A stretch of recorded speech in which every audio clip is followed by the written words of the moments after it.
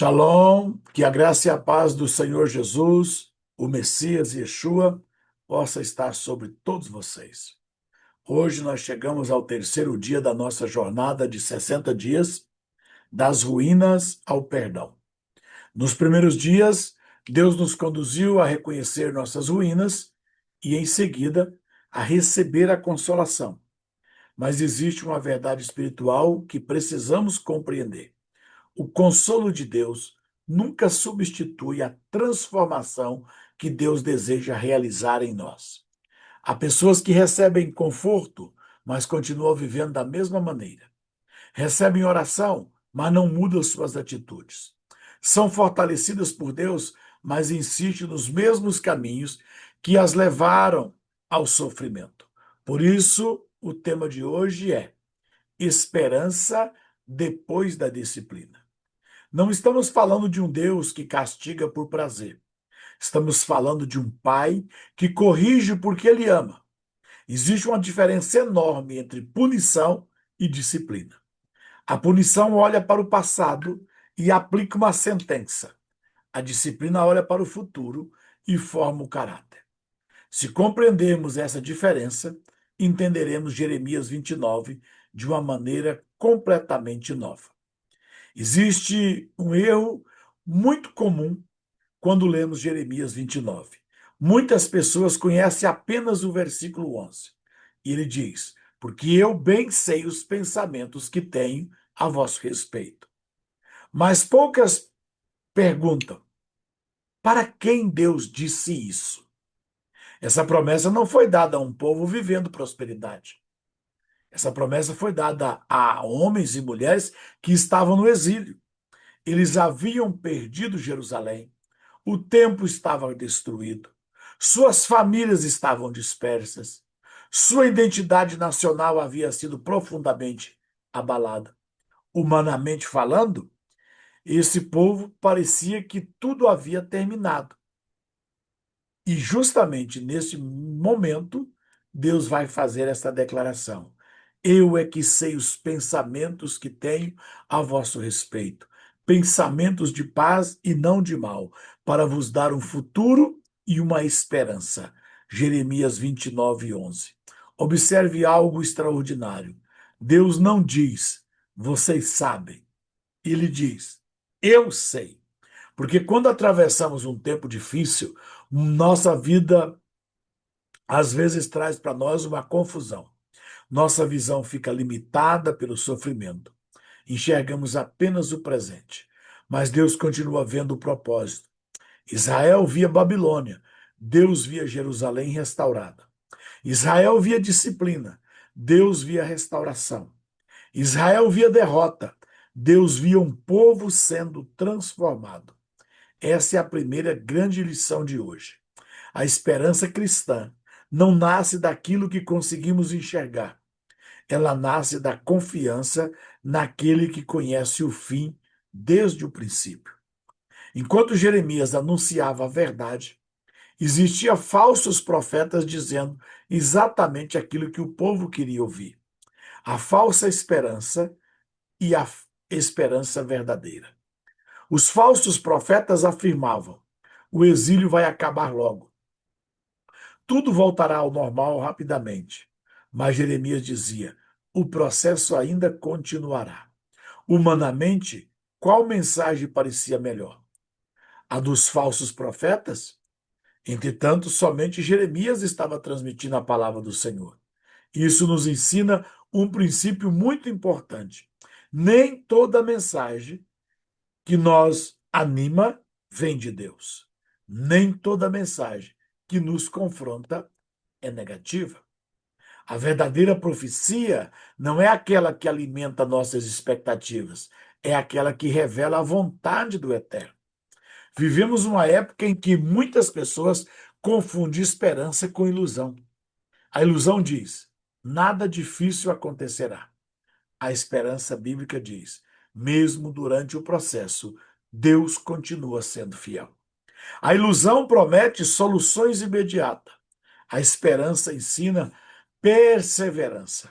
A ilusão ele quer eliminar o processo.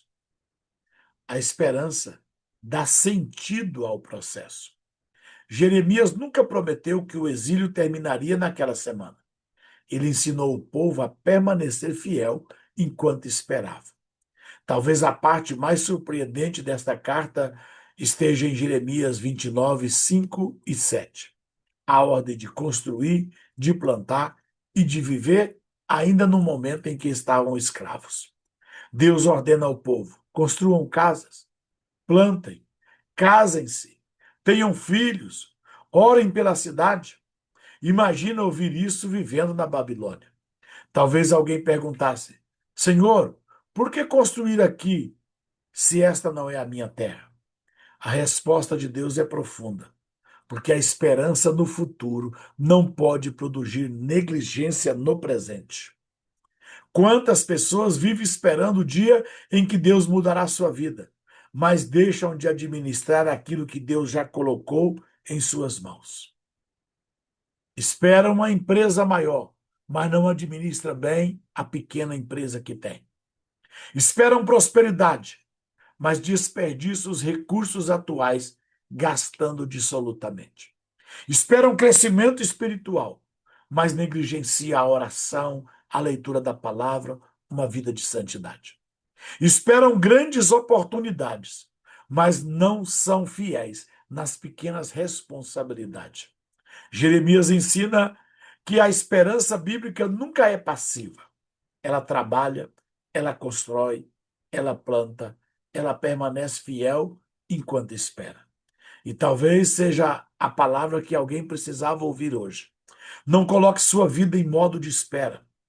Continue sendo fiel, continue servindo, continue construindo, porque Deus trabalha tanto na promessa quanto na preparação daquele que irá recebê-la. Depois de entendermos o contexto de Jeremias 29, nós precisamos responder uma pergunta que acompanha o povo de Deus há séculos. Disciplina é um ato de amor, não de rejeição. Por que Deus permite determinados processos em nossas vidas? Essa pergunta aparece quando perdemos alguém que amamos. Quando enfrentamos uma enfermidade, logo nós perguntamos: por que Deus está permitindo isso? Quando uma porta se fecha, nós queremos uma resposta: Deus, por que essa porta se fechou? Quando um projeto fracassa, quando oramos durante meses e a resposta parece não chegar, nesse momento nossa tendência é perguntar: Senhor, por quê? Talvez exista uma pergunta ainda mais importante: Senhor, o que tu desejas produzir em mim através deste processo? Essa mudança de perspectiva transforma completamente a nossa caminhada, porque deixa de enxergar apenas a dor e começa a procurar o propósito. É exatamente isso que Moisés ensina em Deuteronômio capítulo 8. Depois de 40 anos no deserto, ele olha para trás e diz: Recorda-te, as de todo o caminho pelo qual o Senhor teu Deus te guiou estes 40 anos no deserto, para te humilhar, para te provar e para saber o que estava no seu coração. Observe algo muito importante. Moisés não diz que o deserto aconteceu porque Deus perdeu o controle. Não. Também não diz que foi um acidente da história. Moisés afirma que Deus guiou o povo naquele caminho, e isso não significa que Deus tenha prazer no sofrimento. Significa que ele utilizou aquele período como uma escola, porque existe algo que somente o deserto vai revelar. O deserto revela o coração do homem.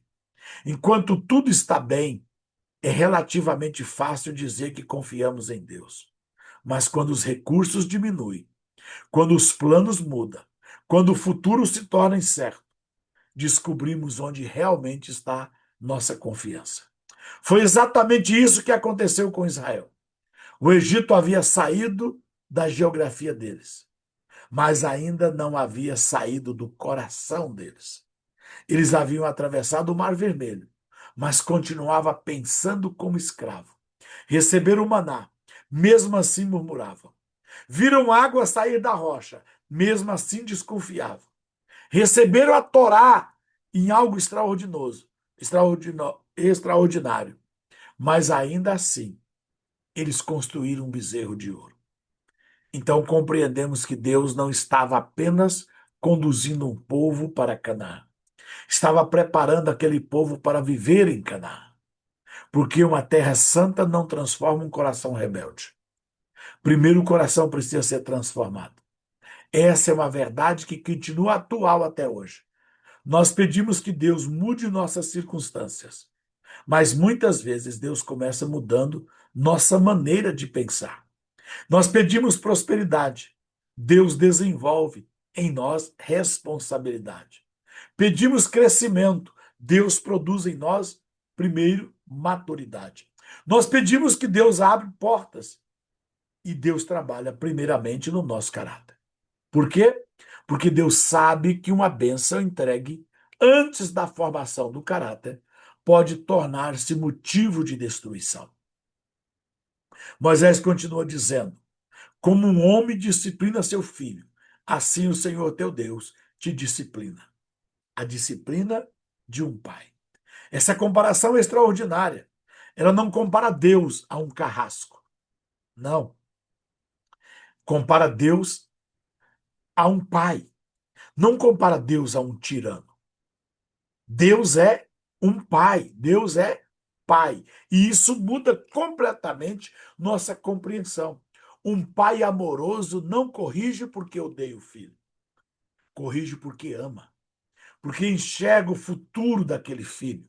Porque sabe que um comportamento não tratado hoje poderá destruir sua vida amanhã.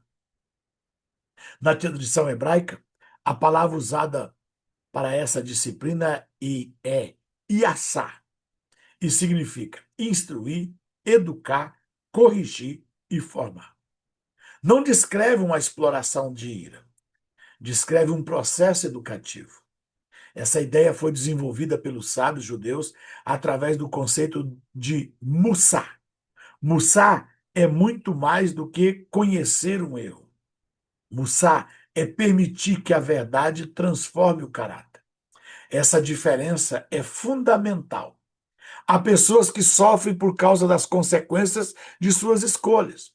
Choram, sentem remorso, mas continuam vivendo da mesma maneira.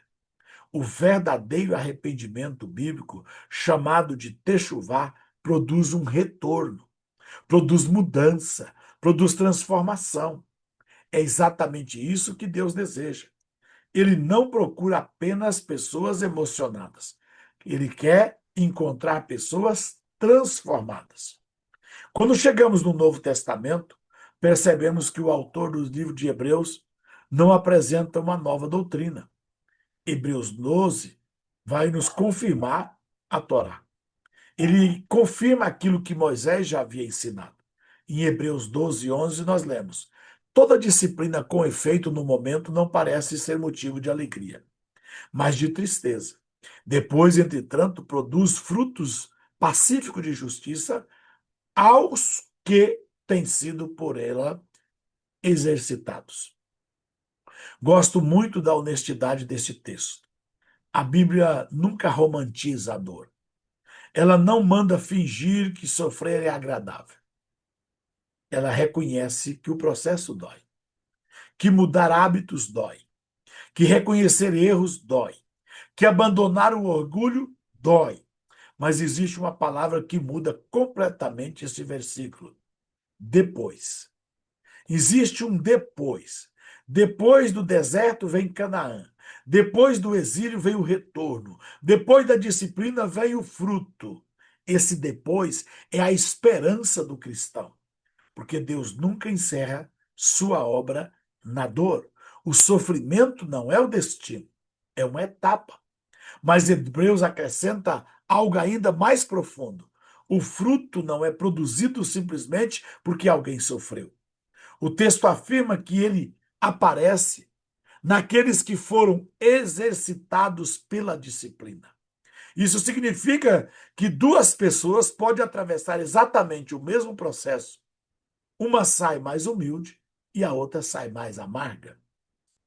Uma aprende, a outra apenas reclama. Uma aproxima-se de Deus, a outra endurece o coração. A diferença não está apenas na experiência, está na resposta que damos a ela. Por isso, talvez a pergunta mais importante dessa mensagem não seja: por que isso aconteceu comigo? Talvez a pergunta mais interessante seja: como estou respondendo aquilo que aconteceu comigo? Porque Deus pode transformar o processo difícil em uma escola de maturidade, mas somente quando permitimos que Sua palavra molde o nosso coração é que vamos compreender isso. E chegamos à parte final da nossa reflexão de hoje. A esperança depois da disciplina.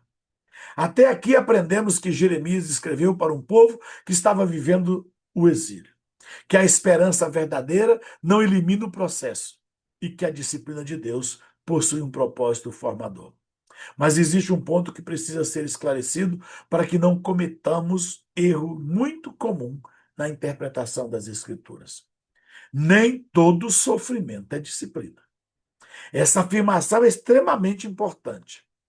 Ao longo da história, muitas pessoas aumentaram a dor daqueles que já estavam sofrendo, porque acreditavam que todo sofrimento era consequência direta de um pecado específico. Mas essa não é a posição equilibrada da Bíblia. O primeiro grande exemplo é de Jó.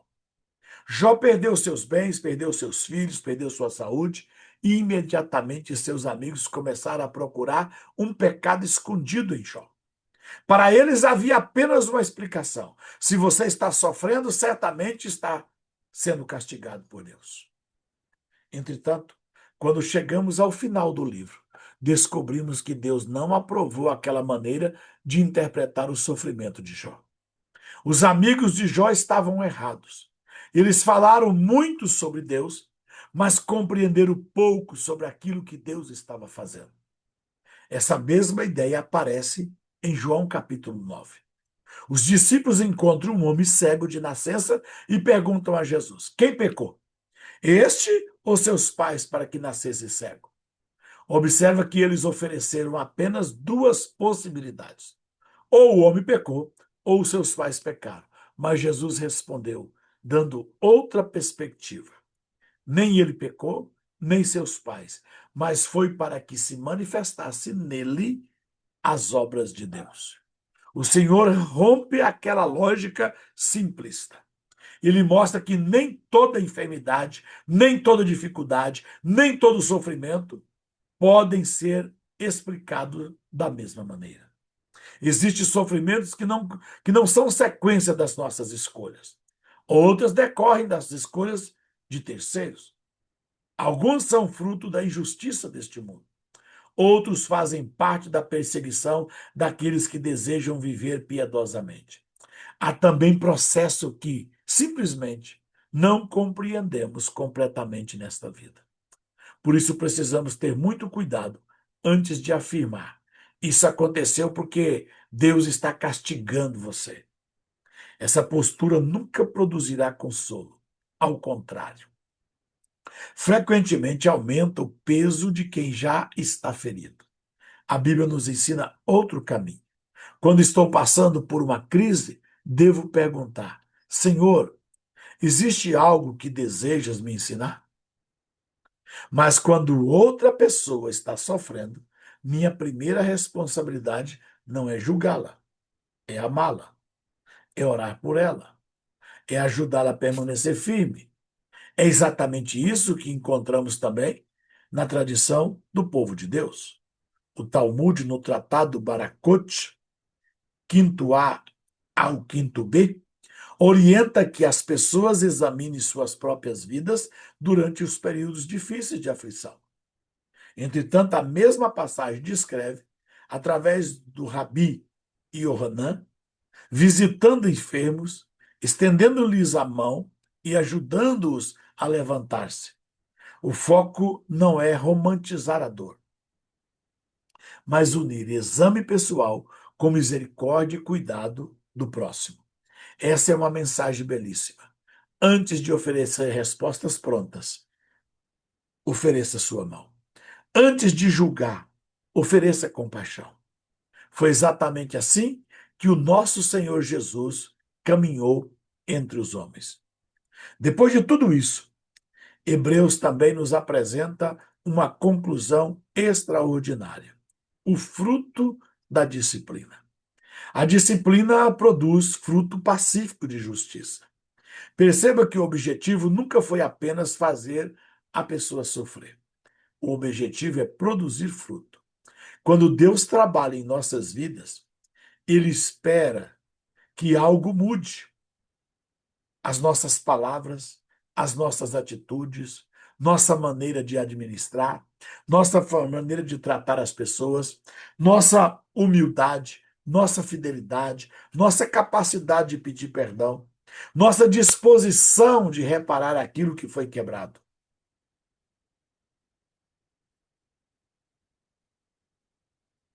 É para isso que Deus produz a disciplina.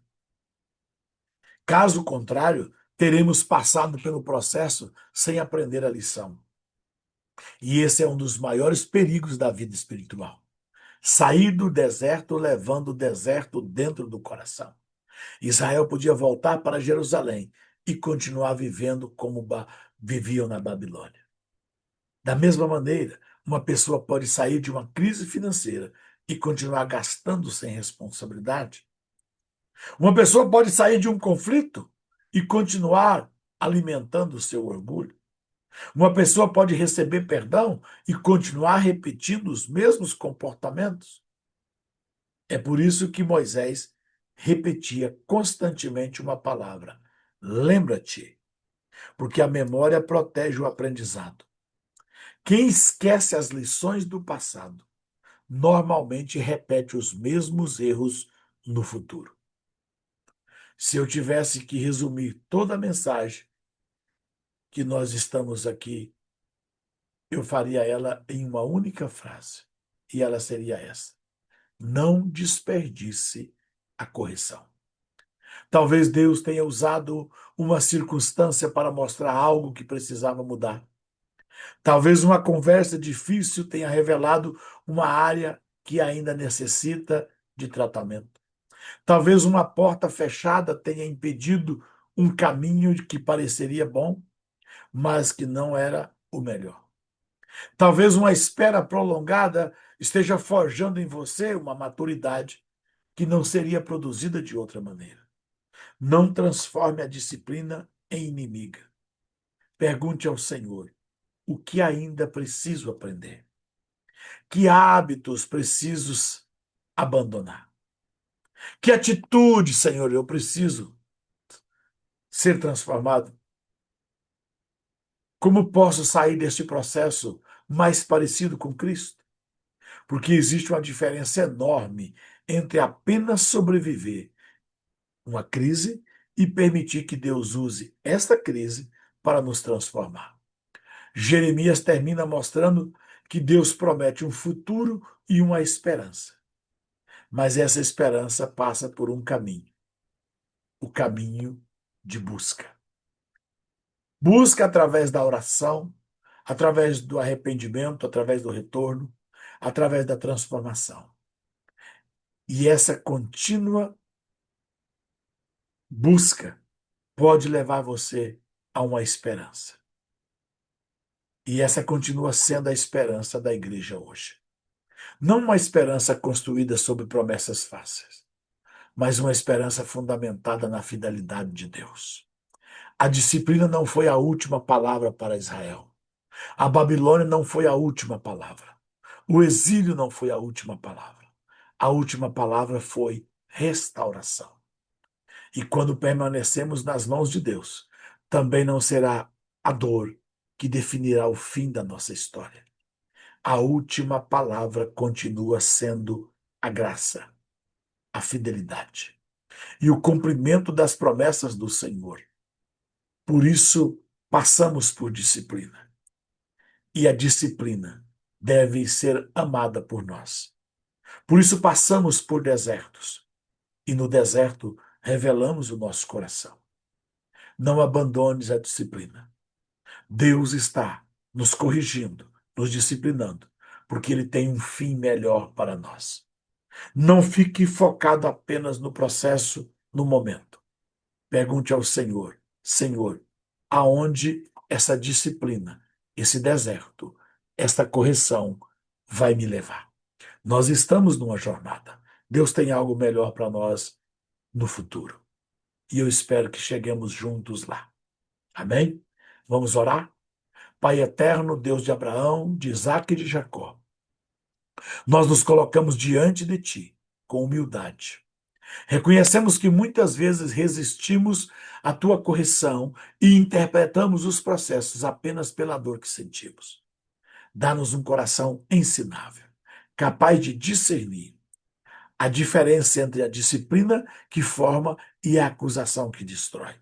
Ensina-nos a não desperdiçar as lições que o Senhor permite em nossa caminhada. Se houver orgulho, produz humildade. Se houver resistência, produz obediência. Se houver culpa confessada, manifeste o teu perdão e a tua restauração sobre nós. Fortalece aqueles que atravessam dias difíceis, consola os que choram e sustenta os que esperam no Senhor. Que ao final de cada processo possamos produzir fruto de justiça, maturidade e fidelidade. E que jamais esqueçamos que a última palavra sobre a nossa vida não pertence ao sofrimento, mas à tua misericórdia e às tuas promessas. Assim nós oramos, em nome de Jesus, nosso Senhor e Messias. Amém e amém. Espero você no próximo encontro, no mesmo horário. Que Deus te abençoe.